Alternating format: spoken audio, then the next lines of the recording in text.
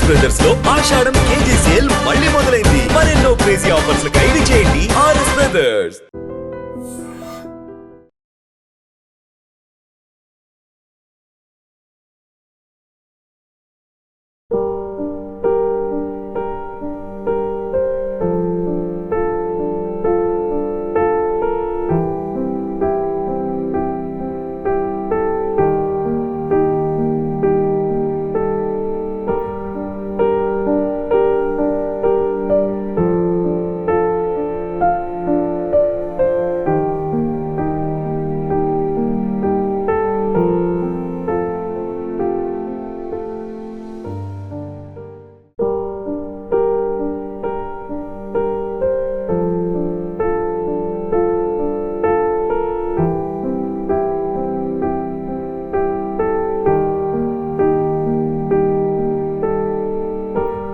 తెలుగు సినీ చరిత్రలో తనదైన ముద్ర వేసుకున్న విలక్షణ నటుడు కోట శ్రీనివాసరావు. ఆయనకు 83 సంవత్సరాలు.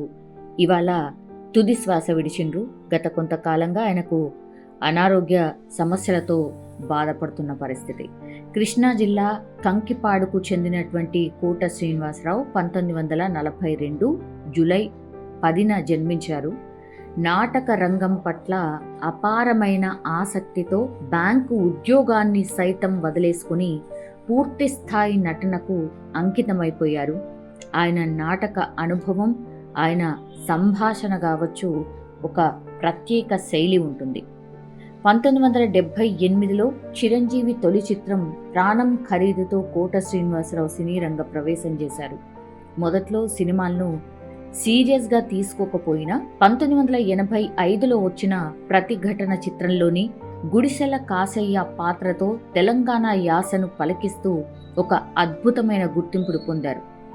తర్వాత ఆయన వెనుదిరుగు చూసుకోలేదు. విలన్, కామెడీ, క్యారెక్టర్ ఆర్టిస్ట్, సహాయ నటుడు, ఇలా ఏ పాత్ర అయినా సరే చాలా అవలీలగా పోషించి నవరసాలు పండించగల బహుముఖ నటుడుగా ఆయన పేరు తెచ్చుకున్నారు.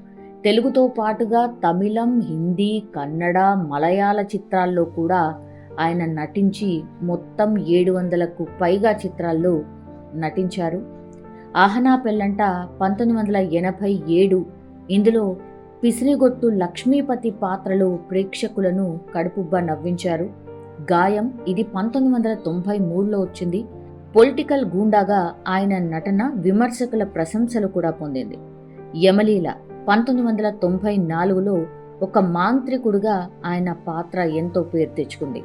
మణి 1993, ఇందులో ఆయన ఇంగ్లీష్ సంభాషణ ప్రేక్షకులను విశేషంగా ఆకట్టుకుంది. ఇంట్లో ఇల్లాలు, వంటింట్లో ప్రియురాలు, ఇది 1996వ సంవత్సరంలో వచ్చింది.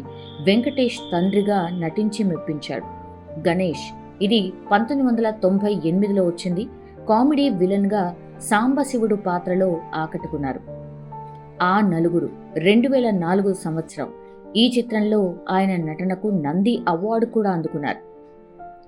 జూనియర్ ఎన్టీఆర్ నటించిన రాఖీ, బృందావనం వంటి చిత్రాల్లో తాత పాత్రలు కావచ్చు. అత్తారింటికి దారేది 2013లోని ఈ పాత్రల్లో కూడా ఆయన కెరీర్లో ఒక మైలురాళ్ళు అని కూడా చెప్పొచ్చు. తెలుగుతో పాటుగా తమిళం, హిందీ, కన్నడ, మలయాళ భాషల్లో మొత్తం కలిపి 750కి పైగా చిత్రాల్లో నటించారు. అమితాబ్ బచ్చన్ వంటి గొప్ప నటులతో కలిసి కూడా ఆయన సర్కార్ వంటి హిందీ చిత్రాల్లో నటించారు. కేవలం విలన్గా, హాస్య నటుడుగానే కాదు, సహాయ నటుడుగా, క్యారెక్టర్ ఆర్టిస్ట్గా కూడా కొన్ని వందల సినిమాల్లో నటించి మెప్పించాడు. తండ్రి, బాబాయ్, ఒక పెద్ద మనిషిలాగా, రాజకీయ నాయకుడిగా, పిసినిగొట్టులాగా, ఆదరించే తాతయ్య లాంటి ఎన్నో విభిన్న పాత్రల్లో ఆయన ఒదిగిపోయారని చెప్పొచ్చు. అత్తారింటికి దారేది, దూకుడు, సర్కార్, బొమ్మరిల్లు, అతడు, ఠాగూర్, ఈడియట్, స్టూడెంట్ నంబర్ 1, ఇలా ఎన్నో చిత్రాల్లో ఆయన పాత్రకు గుర్తింపు కూడా వచ్చింది. తెలుగులోని చాలా మాండవికాల్లో ఆయన మాట్లాడేవాళ్ళు. అంటే రాయలసీమ, తెలంగాణ, శ్రీకాకుళం, గోదావరి, ఏ యాస అయినా సరే ఆయన చాలా అనర్గళంగా మాట్లాడగలిగే సామర్థ్యం ఆయన ప్రత్యేకత అని చెప్పొచ్చు. పాత్రకు తగ్గట్టుగా ఆయన యాసను పలికించి చాలా సహజంగా ఆయన నటన ఉండేది. కోట శ్రీనివాసరావు గారికి మొత్తం 9 నంది అవార్డులు వచ్చాయి. ఆయన నటనలోని ఒక వైవిధ్యానికి గుర్తింపుగా 9 రాష్ట్ర నంది అవార్డులు అందుకున్నారు. ఉత్తమ ప్రతినాయకుడిగా, సహాయ నటుడుగా, ఉత్తమ నటుడుగా అన్ని విభాగాల్లో ఈయన అవార్డులు అందుకున్నారు. 1985లో ప్రతిఘటన చిత్రానికి స్పెషల్ జ్యూరీ అవార్డ్, 1993లో గాయంకు ఉత్తమ విలన్, 2004లో ఆ నలుగురికి ఉత్తమ క్యారెక్టర్ నటుడు, ఇలా చాలా సినిమాలకు అవార్డులు కూడా అందుకున్నారు. 2012లో కృష్ణం వందే జగద్గురుం చిత్రానికి గాను సాయిమా అవార్డు కూడా ఈయన అందుకున్నారు. భారతీయ సినిమాకు చేసినటువంటి సేవలకు గాను 2015లో భారత ప్రభుత్వం నుంచి దేశంలోని 4వ అత్యున్నత పౌర పురస్కారం పద్మశ్రీ అందుకున్నారు. పద్మశ్రీ డాక్టర్ అల్లు రామలింగయ్య కళాపీఠం జాతీయ పురస్కారం, అది 2013లో ఈ పురస్కారాన్ని కూడా ఆయన సొంతం చేసుకున్నారు. కోట శ్రీనివాసరావు నటుడుగానే కాదు, రాజకీయవేత్తగా కూడా ఆయన పనిచేశారు. 1999 నుంచి 2004 వరకు ఆంధ్రప్రదేశ్లోని విజయవాడ తూర్పు నియోజకవర్గం నుంచి ఆయన ఎమ్మెల్యేగా కూడా సేవలు అందించారు. ఆయన జీవితంలో కూడా చాలా విషాదమే ఉంది. ఎందుకంటే కోట శ్రీనివాసరావు గారికి ఒక కుమారుడు కూడా ఉన్నారు. ఆయన పేరు కోట వెంకట్ ఆంజనేయ ప్రసాద్. దురదృష్టవశాత్తు ప్రసాద్ 2010 జూన్ 20వ తారీఖున హైదరాబాద్లో జరిగినటువంటి ఒక రోడ్డు ప్రమాదంలో మరణించారు. సో ఈ ఘటన కోట జీవితంలో ఒక కోలుకోలేని పెద్ద దెబ్బ. కోట శ్రీనివాసరావు గారు తనకు ఏకైక కుమారుడు కోల్పోయిన తర్వాత ఆయన జీవితంలో చాలా తీరని లోటుగా మిగిలిపోయింది అని చాలా సందర్భాల్లో చెప్పినటువంటి మాట. ఈ సంఘటన గురించి ఆయన కొన్ని సందర్భాల్లో ఇమోషనల్గా కూడా మాట్లాడిండ్రు. 1971లో జన్మించినటువంటి కోట వెంకట ఆంజనేయ ప్రసాద్ మరణించే సమయానికి కేవలం 39 సంవత్సరాలు మాత్రమే. అయితే ప్రసాద్ కూడా తన తండ్రి అడుగు జాడల్లోనే సినీ రంగంలోకి ప్రవేశించారు. జేడి చక్రవర్తి దర్శకత్వంలో సిద్ధం సినిమాల్లో ఆయన నటించారు. అట్లాగే గాయం 2 సినిమాల్లో కూడా తన తండ్రితో పాటు కుమారుడు కూడా నటించాడు. శంషాబాద్ విమానాశ్రయానికి వెళ్లే మార్గంలో నార్సంగి కప్ప వద్ద తన స్పోర్ట్స్ బైక్లు పైన వెళ్తూ ఉండగా ఒక డీసీఎం వ్యాన్ను ఢీకొట్టి తీవ్ర గాయాలతో ఆయన మరణించిండు. సో ఈ ఘటన తెలుగు సినీ పరిశ్రమను తీవ్ర దిగ్భ్రాంతికైతే గురి చేసింది. కోటకు భార్య, అట్లాగే 2 కూతుళ్ళు, ఒక కుమారుడు మాత్రమే ఉన్నారు. జంధ్యాల దర్శకత్వంలో రాజేంద్ర ప్రసాద్ హీరోగా తెరకెక్కిన చిత్రం అహనా పెళ్ళంట. సురేష్ ప్రొడక్షన్లో రూపొందించినటువంటి ఈ చిత్రం 1987లో రిలీజ్ అయి సూపర్ డూపర్ హిట్ అయింది. ఈ సినిమాలో కోట శ్రీనివాసరావు లక్ష్మీపతి అనే పిసినారి పాత్రలో నటించి అందరినీ కూడా మెప్పించారు.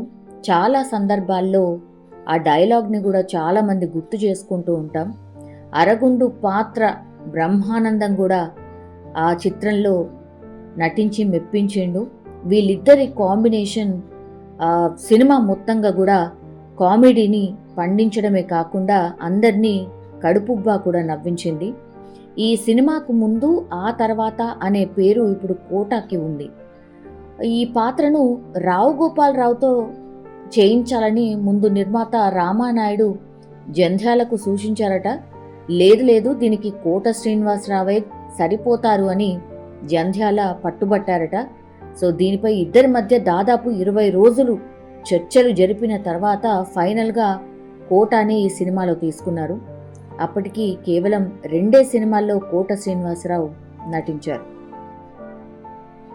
లక్ష్మీపతి పాత్రకు అనుగుణంగా కోట శ్రీనివాసరావు జుట్టు చాలా వరకు తీసేయించుకొని చిన్న తలకట్టుతో మనకు క్రాఫ్ట్లో కనిపిస్తూ ఉంటారు. అయితే ఈ సినిమాకు అదే ఉండాలి అని జంధ్యాల గారు పట్టుబట్టారట. అప్పటికే మరికొన్ని సినిమాల్లో నటిస్తూ ఉన్నారు.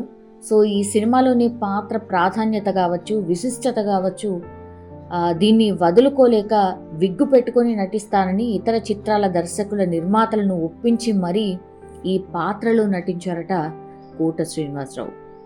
సో ఆహనా పెళ్ళంట సూపర్ డూపర్ హిట్ కావడంతో ఇక కోట తనదైన ముద్ర వేశారు. అక్కడి నుంచి కోట శ్రీనివాసరావు 2023లో విడుదలైనటువంటి సువర్ణ సుందరి చిత్రంలో చివరిసారిగా కనిపించారు.